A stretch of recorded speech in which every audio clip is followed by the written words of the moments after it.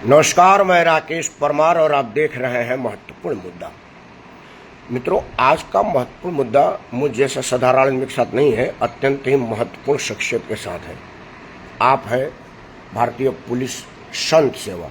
मतलब आपको लग रहा होगा कि मुझे स्पेलिंग की मिस्टेक है, भारतीय पुलिस सेवा होता है, नहीं, आप पुलिस संत सेवा ही हैं।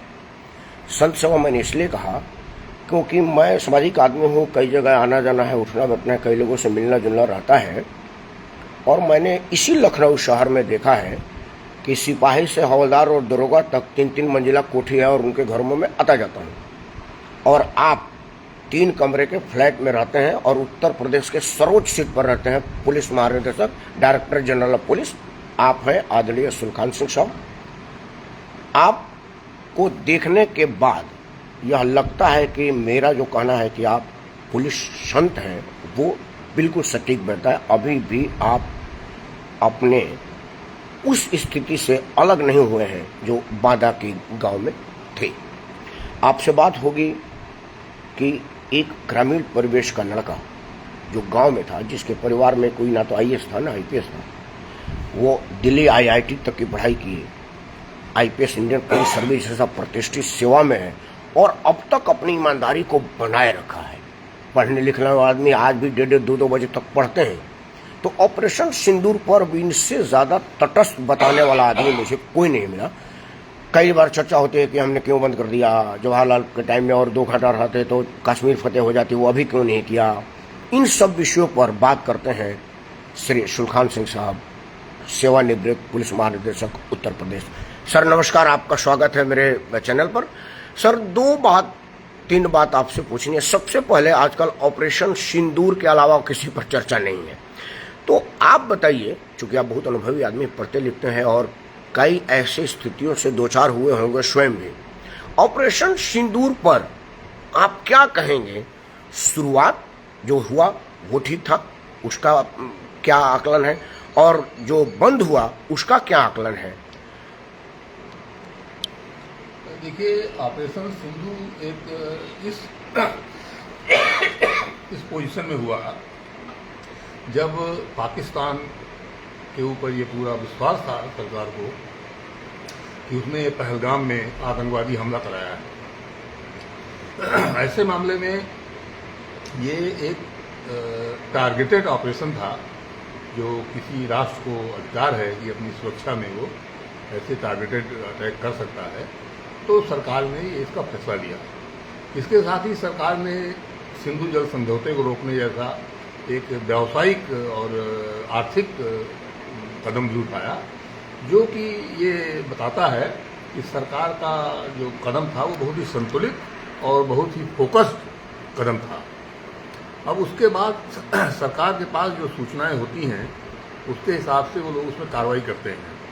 सरकार ये भी देखती है कि अगर युद्ध घोषित नहीं हुआ है तो ऐसी कोई कार्रवाई न की जाए जो युद्ध की कार्रवाई मानी जाए, और सरकार को अंतर्राष्ट्रीय कानूनों का भी उसमें पालन करना पड़ता है जब भी कोई ऐसी स्ट्राइक करती है सरकार। तो उन सब को देख कर सरकार ने जो कार्रवाई की वो मोटे तौर पे तो मुझे लगता है कि काफ़ी प्रभावी रही है और इसके परिणाम आगे चल के भी अच्छे आने चाहिए।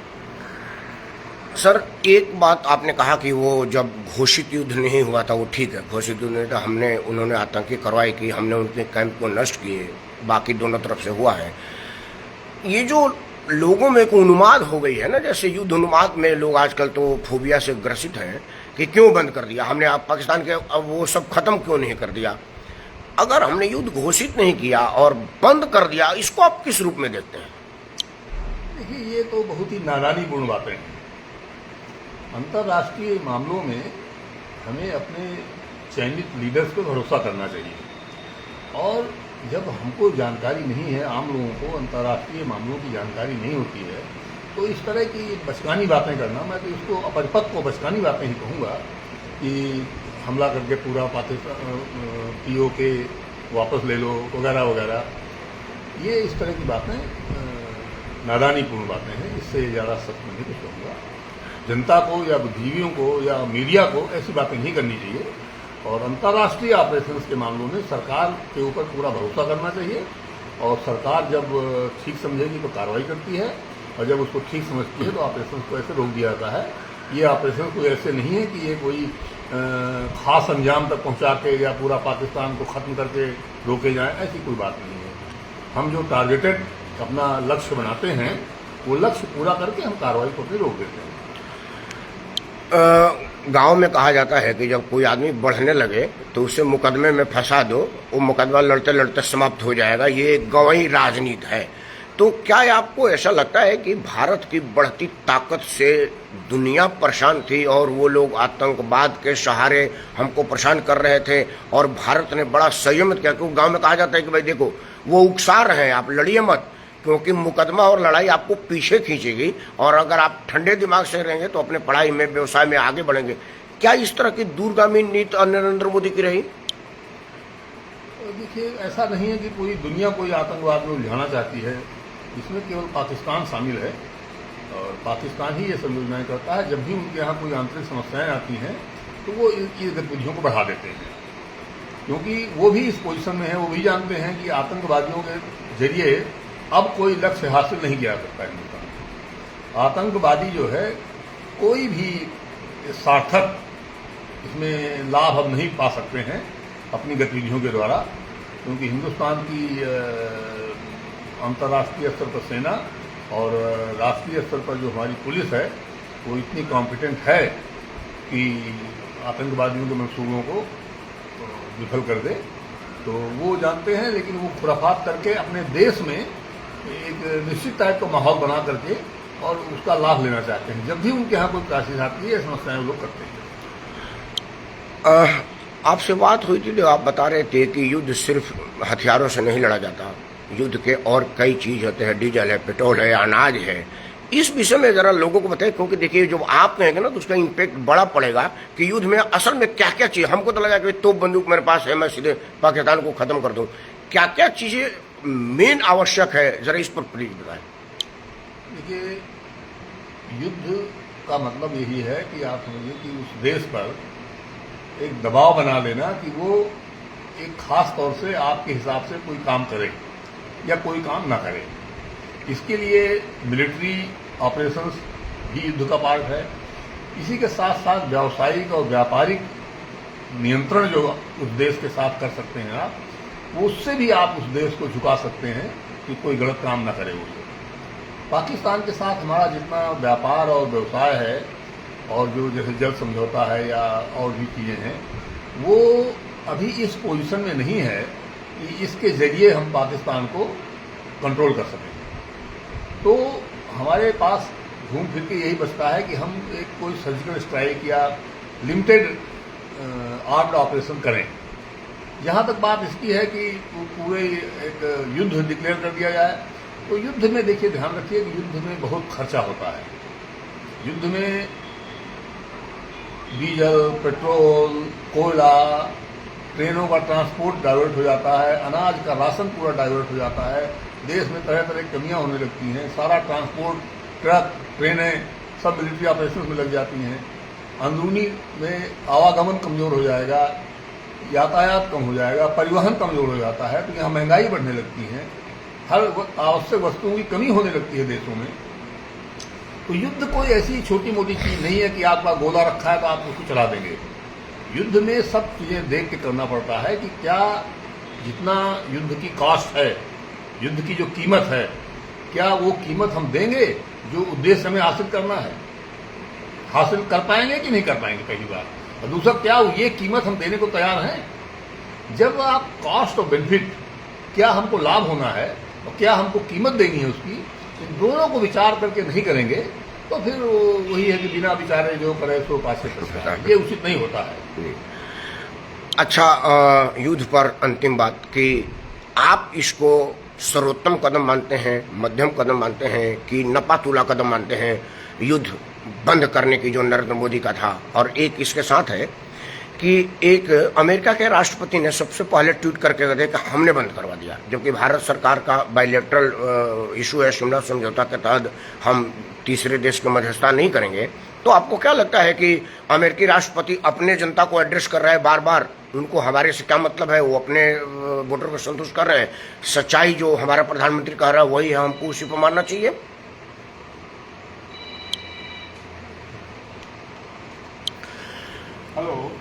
इस विषय पर हम चर्चा करेंगे। अभी सर का कोई ज़रूरी फ़ोन आ गया है और उसमें वो बात कर रहे हैं। देखिए क्या है, श्री सुल्तान सिंह साहब से बातचीत करने का मतलब क्या है कि आप डायरेक्टर जनरल ऑफ पुलिस रहे हैं और कई ऑपरेशन में भाग लिए। तो मेरा प्रश्न वही था कि फिर से बार आपको दोहरा दूं कि नरेंद्र मोदी के कहने से पहले अमेरिका के राष्ट्रपति ने ट्वीट किया कि हमने युद्ध रुकवा दिया। उसके बाद कल दुबई में भी प्रेस कॉन्फ्रेंस में भी कहा कि हमने ट्रेड का वो किया, जबकि बायलैटरल डायलॉग ही शिमला समझौते का हिस्सा है और हम भारत पाकिस्तान के संबंधों में किसी तीसरे हस्तक्षेप नहीं स्वीकार करते हैं। भारत सरकार का ऑफिशियली बयान भी आ गया। आप इसको कैसे देखते हैं? डोनाल्ड ट्रंप अपना एड्रेस कर रहे हैं और हमारा विपक्ष डोनाल्ड ट्रंप के बात पर भरोसा कर रहा है। देखिए, श्री डोनाल्ड ट्रंप जो है वो इस तरह की आवेगात्मक बातें करने के आदी हैं। वो अपने देश में भी ऐसी बातें करते रहते हैं और हो सकता है उनको लग रहा हो कि इससे उनको कोई अपने देश के स्तर में कोई लाभ मिलेगा या कोई अंतर्राष्ट्रीय स्तर पर उनको एक मजा हुआ राजनीतिक माना जाए। हो सकता है उनका अपना कोई ऐसा मकसद इसमें रहा हो। दूसरी बात, ये युद्ध नहीं था, ये बात सबको समझनी चाहिए। ऐसा कोई युद्ध नहीं चल रहा था जिसको भारत सरकार ने रोक दिया। ये भारत सरकार के द्वारा कैलकुलेटेड, आइसोलेटेड, अलग अलग छोटी छोटी ऑपरेशन थी जो हम इसको कर रहे थे और उसका हमारा उद्देश्य जो है बहुत ही लक्ष्यबद्ध था और वो लक्ष्यों को हासिल करके सरकार ने उसको उचित समझा तो उसको रोक दिया। जरूरत पड़ेगी, सरकार अभी भी स्वतंत्र है, वो किसी समय भी ये कार्रवाई उस तरह की फिर से कर सकती है। और ये कोई युद्ध नहीं था, ऐसा कोई युद्ध घोषित नहीं हुआ था, इसलिए इसको कहना कि युद्ध शुरू हुआ, युद्ध रोक दिया बिना उद्देश्य हासिल किए, ये अपरिपक्व बातें हैं। चलिए अब युद्ध के बाद बात करते हैं आपके पोजीशन पर, उत्तर प्रदेश पर। चूंकि आप उत्तर प्रदेश में डीजीपी स्तर तक पहुंचे थे, एक चर्चा हमेशा होता है कि डीजीपी की जो नियुक्ति होती है, एक्सटेंशन होता है, उसमें केंद्र का दखल होता है। अभी तो चलिए ठीक है, उत्तर प्रदेश और केंद्र में भाजपा की सरकार है, एक ही पार्टी की सरकार है, एक ही नीति की सरकार है, योगी मोदी में कोई अंतर नहीं है, एक ही पर्यायवाची है दोनों। लेकिन कई बार होता क्या है ना कि केंद्र में अलग पार्टी की सरकार है, राज्य में अलग पार्टी की सरकार है, तो वहां वो सरकारें या ब्लेम करते हैं कि केंद्र सरकार मेरी बात सुनती नहीं है, मेरे पसंद का डीजीपी नहीं देते, लॉ एंड ऑर्डर को मैं कैसे कंट्रोल करूं। इस विषय पर आप क्या सोचते हैं कि डीजीपी जैसा पद, जो कि सीधे राज्य सरकार को नियंत्रण करना होता है, उसके हिसाब से कानून को चलाना होता है, वो राज्य सरकार को स्वतंत्रता होनी चाहिए कि केंद्र के दखल से कोई बहुत फर्क नहीं पड़ता तब? जबकि कई बार यह इल्जाम लगता है कि जी केंद्र नहीं कर रहा है, दखल अंदाजी कर रहा है। इस विषय पर क्या कहेंगे आप? देखिए, पहली बात तो ये समझिए कि इसमें केंद्र सरकार कोई दखल नहीं है। अभी भी सुप्रीम कोर्ट के फैसले के अनुसार यूपीएससी पैनल बनाता है, उसमें होम अफेयर्स मिनिस्ट्री के एक अधिकारी रहते हैं पैनल में, लेकिन वो केंद्र सरकार का कोई दखल इसमें नहीं है। वो पैनल जो बनाते हैं यूपीएससी, वो सर्विस रिकॉर्ड देख के बनाते हैं और उसमें किसी को कोई ऐसा डिस्क्रिप्शन नहीं है कि वो जो उनका एक ज्वाइंट सेक्रेटरी या कोई अधिकारी वहाँ रहेगा वो कोई बात को इधर उधर कर ले।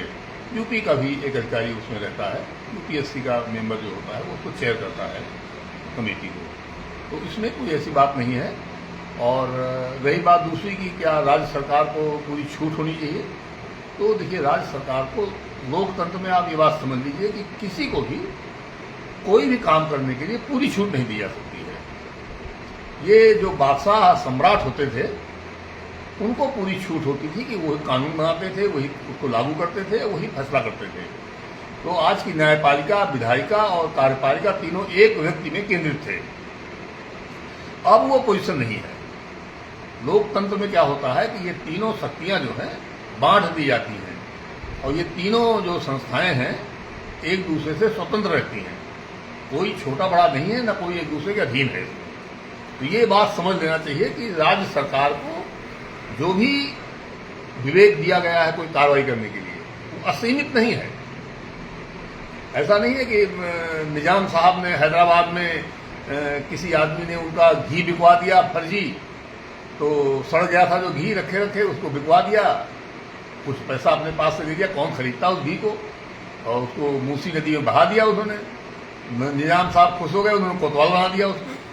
तो इस तरह की हास्यास्पद छूट नहीं है, और जो भी डिस्क्रिप्शन दिया गया है लोकतंत्र में किसी को भी, वो सीमित है।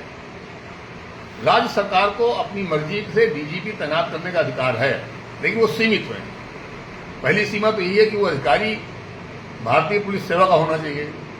सरकार किसी को नहीं बना सकती है, जैसे सम्राटों को हुआ करता था। दूसरा ये कि वो डीजी रैंक में हो और टॉप के 3 अधिकारियों में हो जिनका रोल ठीक ठाक है, खराब नहीं है रोल। जो सरकार 10वें नंबर वाले को नहीं बना सकती है, जैसा पहले कर रहे थे लोग। सर आपका डिस्कशन सीमित है, ध्यान नहीं नहीं, यहाँ एक प्रश्न बन जाता है। ये तो आप ही के साथ हुआ है, आपको आपसे जूनियर आदमी को डीजीपी बनाया गया था, और आप मेरे ख्याल से ये बड़ा, इस पर भी थोड़ा रोशनी डालिए। आपके स्वयं के साथ हुआ, ये कोई बताया हो घटना नहीं, आप हमें बता दें। जी, पहले ऐसा ही होता था। सरकारें जो है वो सुप्रीम कोर्ट के फैसले को नहीं मानती थी, तो बाद में फिर थोड़ा बहुत मानना शुरू किया है, फिर भी इधर उधर कर रही हैं सरकारें। तो सरकार का बस चले तो वो तो अपनी पार्टी के जिलाध्यक्ष को भी बना दें वहाँ का एसपी, और प्रदेश अध्यक्ष को डीजी बना दें। सरकारें तो ये चाहती हैं, लेकिन लोकतंत्र में कुछ मर्यादाएं हैं जिनका पालन करना पड़ता है। तो अगर वो सरकारें नहीं भी चाहती हैं, मैं तो यही कहता हूँ भाई, नहीं भी चाहते हैं तो भी कम से कम दिखाने के लिए ही सही मर्यादा का पालन तो कर ही लीजिए।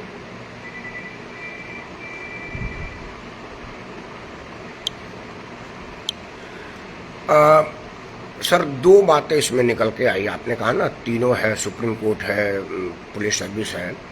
इसमें एक बात मुझे पूछना चाहिए कि नहीं, जैसे आपका बेटा आईपीएस हो ये कोई जरूरी नहीं है, आप, लेकिन जो सुप्रीम कोर्ट के जज होते हैं ना, उनका बेटा सुप्रीम कोर्ट में जज ही होता है और चीफे होता है। या आपको कुछ लगता नहीं है कि इस पर कुछ सुधार या सुझाव या विचार की आवश्यकता है? क्योंकि हमने नहीं देखा कि अभी जो चीफ सेक्रेटरी उत्तर प्रदेश के, उनका बेटा चीफ सेक्रेटरी हो जाए। आप खुद डीजीपी रहे, आपका बेटा तो पुलिस सेवा में नहीं, इंजीनियर में है। तो क्या ऐसा है कि अमिताभ बच्चन का बेटा तो अमिताभ बच्चन नहीं हो पाया, लेकिन जज साहब का बेटा जजे बन रहा है और चीफ जस्टिस से बन रहा है? इस पर कुछ कहना चाहेंगे? देखिए, ऐसा नहीं है। कुछ बहुत लिमिटेड ऐसे जजेस हुए हैं जो चीफ जस्टिस रहे और उनके पुत्र भी चीफ जस्टिस बने, बहुत ही सीमित हुए हैं। तो ऐसी बात नहीं है। मुझे माननीय चंद्रचूड़ जी अभी जो थे, इनके अलावा तो और इनके पिताजी भी जज थे। चीफ जस्टिस नहीं दिखाई पड़ रहा, हो सकता है मुझे याद ना हो। हाँ, 2-3 लोग हैं। तो ये ऐसा नहीं होता है। और रही बात जहाँ तक जज के बेटे वगैरह को जज होने की, तो इसमें काफ़ी संख्या में ये बात सही पाई गई है। लेकिन ये है कि जैसे नेताओं के बेटे नेतागिरी में आ जाते हैं और फिर चुनाव लड़ते हैं, जीत भी जाते हैं, उसी तरह से जजों के, क्योंकि जज लोग भी ज़्यादातर वकालत के पेशे से होते हैं, तो उनके बेटे, उनके परिवार के जन भी ज़्यादातर जाहिर है उसी पेशे में होंगे, और उसमें से कुछ जज भी बन जाएंगे। तो अगर ये एक संख्या इतनी असीमित नहीं है कि यही बहुतायत में हो जाए, तो ये एक नॉर्मल इसी घटना माना जाना चाहिए। और मुझे लगता है कि अभी भी 25-30% से ज़्यादा ऐसे लोग नहीं हैं जो जजों के परिवार से हैं। मैंने कोई अध्ययन नहीं किया इस बारे में, लेकिन एक मैंने आर्टिकल पढ़ा था, उसमें भी संख्या इतनी ज़्यादा नहीं है। हाँ, रही बात तो सुधार की, तो सुधार की गुंजाइश तो खैर हमेशा रहती ही है, और न्यायिक नियुक्तियों के जो प्रक्रिया है उसमें व्यापक सुधार की आवश्यकता तो है, ये बात सही है। एक प्रश्न आपके स्तर के आदमी पर बनता है, जैसे वो देखा जाता है ना कि डीजीपी आप रहे हैं, या अभी जो डीजीपी हैं, या जो डीजीपी स्तर पर आदमी आता है, उसका एक लंबा चौड़ा अनुभव होता है, उसके अनुभव का इस्तेमाल किया जा सकता है। कोई जरूरी नहीं कि वो आदमी 58 या 60 साल का हो गया तो मानसिक और शारीरिक रूप से रिटायर के योग्य ही हो गया। लेकिन एक ये भी बात है कि अगर आप ही पूरे जीवन बने रहेंगे तो नई पीढ़ी कैसे आएगी? फिर वो तो एसपी बने रह जाएंगे। आप क्या सोचते हैं कि इस स्तर पर डीजीपी को, चीफ सेक्रेटरी को एक्सटेंशन दिया जाना चाहिए उसके अनुभव का इस्तेमाल के लिए, या नए पीढ़ी को मौका देना चाहिए? कोई जरूरी है कि सारा अनुभव आप ही के पास है, बाकी वाला उस स्तर का नहीं है? इसको किस रूप में देखते हैं? देखिए, एक्सटेंशन देना एक तरह से संवैधानिक, जो बाकी सेवा के लोग हैं उनके संवैधानिक अधिकारों का उल्लंघन है। ये तो निश्चित तौर पर मान लीजिए आप लोग। जब 60 साल में सभी रिटायर हो रहे हैं तो किसी को भेदभाव करना ये आर्बिट्रेरीनेस है, और ये राइट टू इक्वलिटी का उल्लंघन है साफ साफ। बहुत सुंदर। लेकिन कुछ कारणों के लिए कुछ ऐसी आवश्यकताएं पड़ सकती हैं कि सरकार को लगे कि भाई कुछ थोड़ा बहुत एक्सटेंशन किसी विशेष अधिकारी को देना है, तो वो अधिकारी को एक्सटेंशन दिया जाना चाहिए, और ये लेकिन वो बड़ा सीमित होना चाहिए। उदाहरण के तौर पे जैसे हमारे सर्विस रूल्स में लिखा हुआ है, ऑल इंडिया मृत्यु कम रिटायरमेंट बेनिफिट रूल्स में, कि जो अधिकारी चीफ सेक्रेटरी का पद होल्ड कर रहा है उसको विशेष कारण से 6 महीने का एक्सटेंशन दिया जा सकता है, इससे ज्यादा नहीं दिया जा सकता है। अच्छा। टोटल 6 महीने का। और बाकी सभी अखिल भारतीय सेवा के अधिकारियों को, जिसमें आईएएस, आईपीएस, आईएफएस शामिल हैं, इनको 3 महीने का एक्सटेंशन दिया जा सकता है, इससे ज्यादा नहीं दिया जा सकता है। लेकिन अब सरकार अगर नियम ही नहीं मानती है तो उस पर फिर मैं कमेंट कैसे करूँ? सर, बड़ा मुश्किल प्रश्न आज जवाब दे दिया आपने। उत्तर प्रदेश में जो इसके पहले वाले चीफ सेक्रेटरी साहब थे, उनको तो मेरे ख्याल से 6 बार एक्सटेंशन मिला है, तो अब इसको हम क्या कहें, आपसे हम इसके प्रश्न को नहीं लेंगे। लेकिन मेरा प्रश्न है कि जैसे मान लीजिए, मैं आपका नाम लूँ, सुलखान सिंह एक बड़े प्रखर डीजीपी थे, बड़े अच्छे जिम्मेदार आदमी थे, तो एक्सटेंशन के अलावा और कोई उपाय है क्या आपको कंसल्टेंट के रूप में रह के आपके सलाहकार, आपको अनुभव का इस्तेमाल करना? आप इसको किस रूप में देखते हैं? मान लीजिए आपको डीजीपी बने हो तो अगले वाला का अधिकार मारा जाएगा, तो लेकिन आपको अनुभव का कैसे इस्तेमाल किया जाए? बहुत लोग ऐसे हैं जो कई तरह के कामों में अनुभव रखते हैं, तो उनका अनुभव का इस्तेमाल कोई और सब्स्टिट्यूट अरेंजमेंट सोच रहे हैं, आप समझते हैं? देखिए, अनुभव का इस्तेमाल सरकार समय समय पर करती रहती है। जैसे मुझे ही सरकार ने पुलिस आयोग का अध्यक्ष बनाया था और मैंने उसमें करीब 3.5 साल काम किया और डिटेल में रिपोर्टिंग सरकार को दिया। उसके बाद सरकार ने मुझे उसके पहले बल्कि जेल सुधार कमेटी का अध्यक्ष बनाया था, वो मैंने जेल सुधार की रिपोर्ट दी है मैंने। मथुरा वृंदावन में जो बांके बिहारी मंदिर पर स्टाम्पीड हुआ था, भगदड़ हो गई थी, उसमें डेथ हो गई थी, तो उसकी भी कमेटी का अध्यक्ष मैं था, और वहाँ पे ऐसी घटनाएं दोबारा ना हों और कैसे सुव्यवस्था बनाई जाए, इसके लिए भी हमने रिपोर्ट दी है। तो सरकार इस तरह से जांच आयोग, जांच कमेटियों के जरिए इस्तेमाल करती रहती है, लेकिन मैं इसको ये मानता हूँ कि इसको कोई रेगुलर प्रक्रिया नहीं बनाया जाना चाहिए। हाँ, ये मैं जरूर मानता हूँ कि आजकल जैसा स्वास्थ्य का स्टैंडर्ड है और दीर्घ जीविका जैसे आ गई है, बहुत लाइफ आदमी काफ़ी अच्छी हो गई है, तो रिटायरमेंट की एज बढ़ाई जानी चाहिए, ताकि जनता के पैसे से जो आदमी काम कर रहा है उसका ज़्यादा से ज़्यादा जनता को लाभ मिल सके। इसको इस सेंस में कोई नहीं लेना चाहिए कि साहब इससे नए लोगों को मौका कब मिलेगा। नए लोगों को मौका के बाद नए लोगों को भी मिलेगा मौका। नहीं, एक प्रश्न इसी प्रश्न से उत्पन्न हो गया कि आपने कहा ठीक है, आपको अनुभव को मैं भी समझ रहा हूँ कि आदमी शारीरिक मानसिक रूप से कमजोर नहीं होता है, वो काम, उसका अनुभव काम आएगा। एक चीज देखा जाता है नए लोगों की जो मौके की यहाँ तक बात है, कई जगह ये देखा गया है कि एक जूनियर लेवल का अधिकारी ऐसे पोजीशन में बैठा है जिससे कमतर उसका सीनियर लेवल का अधिकारी बैठा हुआ है। मैं किसी का नाम और कोई पोजीशन नहीं बताऊंगा, बट ऐसा कई जगह देखा गया है। तो यह क्या सरकार को खुश करने की प्रक्रिया के तहत होता है, या उस आदमी की इतनी कैपेबिलिटी है कि भाई उसका उस जगह पर बढ़ने का सदुपयोग हो? क्योंकि सचिन तेंदुलकर को 14 साल में क्रिकेट में आ गया था, और वो देखा जाता तो अमरनाथ की जगह क्यों आता? तो क्या आप ये मानते हैं या कोई और विशेष वजह मानते हैं कि जिस लेवल को जिस पर होना चाहिए उससे ज्यादा ऊपर है और उससे सीनियर कैडर का अधिकारी उससे कमतर पर है? क्या वो कैपेबल कम है या कोई और है, पहुंच है, पैरवी है, या उसका काम है? जैसा मैंने बताया था कि सरकारें जो सरकारें कोई नियम कानून नहीं मानना चाहती हैं, वो लोकतंत्र की दुहाई देती हैं और व्यवहार करना चाहती हैं औरंगजेब की तरह, संपूर्ण संप्रभु सम्राट की तरह बिहेव करना चाहती हैं सरकारें। सभी पार्टी की सरकारें, कोई अभी तक इसमें अपवाद नहीं हुआ है, इसीलिए वो पुलिस में सुधार नहीं करना चाहते हैं। रही बात जो आपने पूछी अधिकारियों की, तो सरकारें जो हैं वही डिस्क्रिशन चाहती हैं, एब्सोल्यूट डिस्क्रिशन। कई सरकारों में आपने भी देखा होगा, बहुत जूनियर स्तर के अधिकारी जो मुख्यमंत्री के यहाँ विशेष सचिव बन जाते थे, वो पूरा प्रदेश चलाने लगते थे, क्योंकि मुख्यमंत्री को उन्हीं भरोसा था और उनकी बातें मुख्यमंत्री मानते थे, सारे विभाग उनके अधीन काम करने लगते थे, क्योंकि सत्ता तो मुख्यमंत्री के हाथ चलती है, मंत्री के हाथ चलती है। तो अगर सरकारें ही इसको नहीं मानेगी तो फिर कैसे किया जाएगा? 14 साल में आप कह रहे हैं तेंदुलकर जी का कि वो क्रिकेटर बन गए थे, तो 14 साल में अकबर जो है सम्राट बन गया था और बहुत अच्छा सम्राट रहा। तो क्या हम इतना डिस्क्रिप्शन दे सकते हैं अपने जनप्रतिनिधियों को कि वो जिसको चाहे जहां बना दें? हम ऐसा नहीं दे सकते, क्योंकि ये कोई तानाशाही सरकारें नहीं है, ये लोकतंत्र है। लोकतंत्र में जनता सुप्रीम है, इसके अलावा कोई और सुप्रीम नहीं है। न संसद, न सुप्रीम कोर्ट, न प्रधानमंत्री, कोई सुप्रीम नहीं है। सुप्रीम है जनता। जनता ने आपको आपका काम दे दिया, आप उतना काम करिए, सुप्रीम बनने की कोशिश न करिए और उसी सीमा में काम करिए, मर्यादा में काम करिए। लोकतंत्र मर्यादा से चलता है, मर्यादा से, तानाशाही से नहीं चलता है। अगर आपको किसी पद के लिए आपने तय कर रखा है कि ये पद जो है इस लेवल का होगा, तो वहां उसी लेवल के अधिकारी को पोस्ट करिए। आपका ही बनाया हुआ नियम है, पब्लिक इसको देखती है।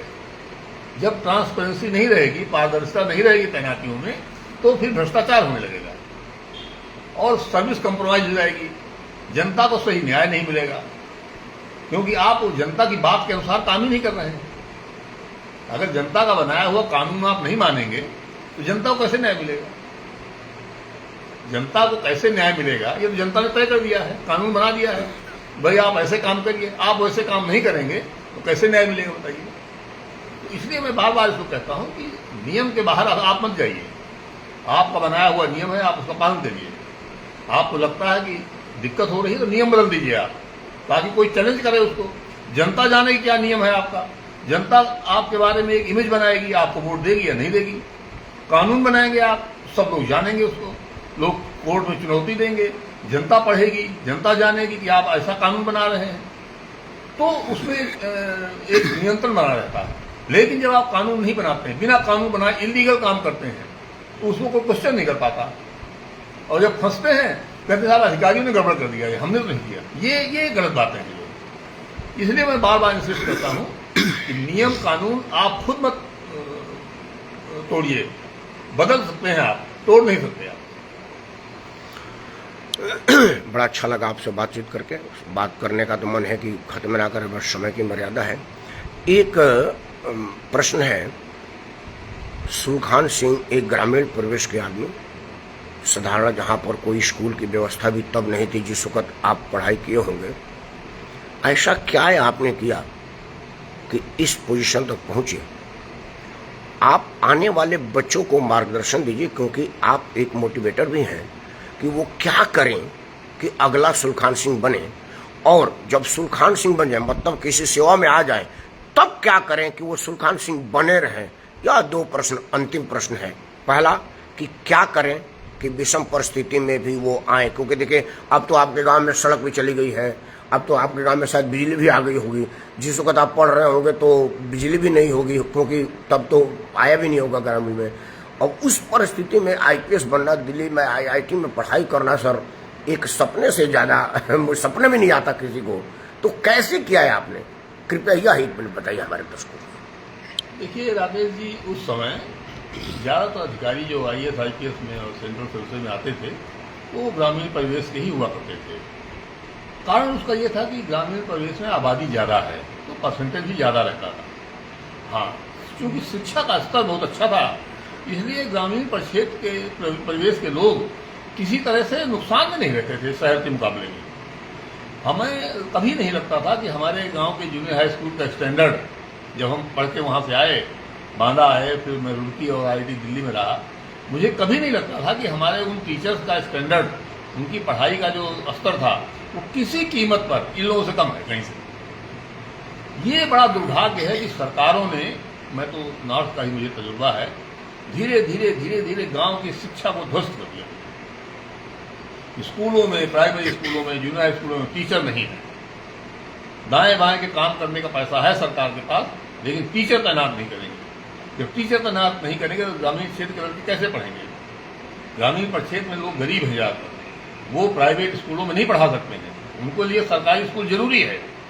तो सरकारी स्कूलों का स्टैंडर्ड धीरे धीरे बिगाड़ दिया गया। जो ये बोर्ड का स्टैंडर्ड ऐसा होता था, हमारे बोर्ड का, यूपी बोर्ड का स्टैंडर्ड ऐसा था कि कहीं कहीं जरा भी कोई बेईमानी की गुंजाइश नहीं होती थी। अब यहाँ नकल के ठेके हो रहे थे।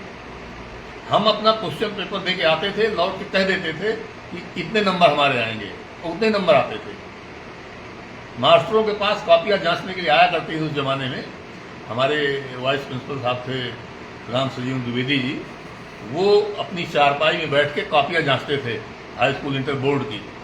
हम लोगों की हिम्मत नहीं पड़ती थी, हम उन्हीं के मकान में किराए में रहते थे, हिम्मत नहीं पड़ती थी कि 10 गज की दूरी से निकल जाए उनकी चारपाई की। कोई इस तरह की सोच सिफारिश या कोई बेईमानी नहीं होती थी वहां पर। मैं जब दे के आया था, मैंने तुरंत कह दिया था कि मेरे फिजिक्स में 80+ आएंगे, वही नंबर आए जो। तो सब बड़ी ईमानदारी थी और अच्छे टीचर पढ़ाते थे गांव के स्कूलों में सब जगह। अब वो उसको बर्बाद कर दिया आपने, तो लड़के कैसे आएंगे? लोग कोचिंग को भाग रहे हैं, कोई कहीं कर रहा है, सब परेशान है, बड़ा अफरा तफरी का माहौल पैदा हो गया है। इसका देखिए रास्ता यही है कि दोबारा आप जो है सरकारी स्कूलों को उनकी जो प्रभावशीलता है उसको बहाल करिए, और दर्जा 5 तक का स्कूल है, कम से कम 5 टीचर वहाँ तैनात हों। जूनियर स्कूल में 3 सेक्शन है, 3 क्लास है, तो 3 टीचर कम से कम रहें वहाँ पर, और वो सब पढ़ाएं लिखाएं, बढ़िया काम करें, तो फिर से वही पोजीशन बहाल हो सकती है। इसमें कोई दिक्कत की बात नहीं है। और मैं ग्रामीण क्षेत्र के लड़कों को, सभी को मैं यही कहता हूँ, कैसे कंपटीशन में आए, कैसे तैयारी करें। मैं तो देखिए, मैंने जैसा किया मैं वही बताता हूँ। वेबसाइट में जाके यूपीएससी की या डीओपीटी की वेबसाइट में जा करके सिलेबस डाउनलोड कर लीजिए सिविल सर्विसेज का, एक सब्जेक्ट का उसमें सिलेबस दिया हुआ है, और उसकी तैयारी करिए। क्वेश्चन को आप सिलेक्टिव नहीं हो सकते इस परीक्षा में। 100% आपको तैयारी करनी है क्वेश्चन की, जो उसमें सिलेबस है उसकी 100% तैयारी करिए। मैं नहीं समझता कि कोई इसमें बड़ी बाधा है। मैंने कोई कोचिंग नहीं लिया, मैं कभी कोचिंग के कभी पक्ष में नहीं रहा। आज भी मेरा मानना है कोचिंग की कोई खास प्रभावशीलता नहीं है, बिल्कुल इफेक्टिव नहीं है। ये एक वहम सा बना हुआ है, लोग कोचिंग की ओर दौड़ते हैं। आप सिलेबस निकाल के सिलेबस के हिसाब से तैयारी करिए, और कोई कारण नहीं है कि आपको अच्छी कामयाबी नहीं मिले। लेकिन मैं कैवियट जरूर लगा देता हूँ, मेहनत करने के बाद भी आप IAS IPS में आ जाएं, ये जरूरी नहीं है। इसलिए नहीं कि आप कमजोर हैं, इसलिए कि सीटें कम हैं। पूरे देश में अगर 150 IPS में और 150 IAS में लेना है, तो 300 में जो आ रहे हैं वो जरूरी नहीं है कि मतलब अच्छे लोग ही आ जाएं उसमें। कुछ थोड़ा कम वाला भी आ सकता है, थोड़ा ज्यादा वाला नीचे भी रह सकता है, क्योंकि बड़े कोइंसिडेंसेस हुआ करते हैं, संयोग बहुत बनते हैं ऐसे। और दूसरा, 100 आदमी अगर अच्छे हैं तो 100 नहीं सिलेक्ट हो सकते हैं, जितनी वैकेंसी है उतने तो सिलेक्ट होंगे। इसलिए कोई इसमें आदमी को दिल नहीं छोटा करना चाहिए कि मेरा सिलेक्शन नहीं हुआ। आप उससे आप तैयारी करें, किसी ना कुछ कोई ना कोई जरूर आपको कुछ ना कुछ मिलेगा आपको, ऐसी बात नहीं है। तो सिलेक्शन होना में चांस बहुत इंपॉर्टेंट होता है, क्योंकि वैकेंसी कम है, लेकिन आपका परिश्रम जो है वो फलदायी होता है, इसमें कोई शक नहीं है। और दूसरा, कोचिंग का कोई खास लाभ नहीं है, इसलिए कोचिंग के पीछे न दौड़े लोग। मैं यही ये तो आपने बताया कि कैसे IAS IPS बने। अब बन जाने के बाद सुलखान सिंह जैसा ईमानदार बने रहे, यह जरा टिप्पा बताइए, क्योंकि ये तो आपने प्रैक्टिकल किया हुआ है। राकेश जी, देखिए, जो ईमानदार होता है वो ईमानदार बना रहता है। जो मौका देखता है फिर बेईमानी करता है, डर के मारे ईमानदार बनता है तो कम बेईमानी करता है, ऐसे आदमी डर खत्म होगा तो ज़्यादा बेईमान हो जाएंगे।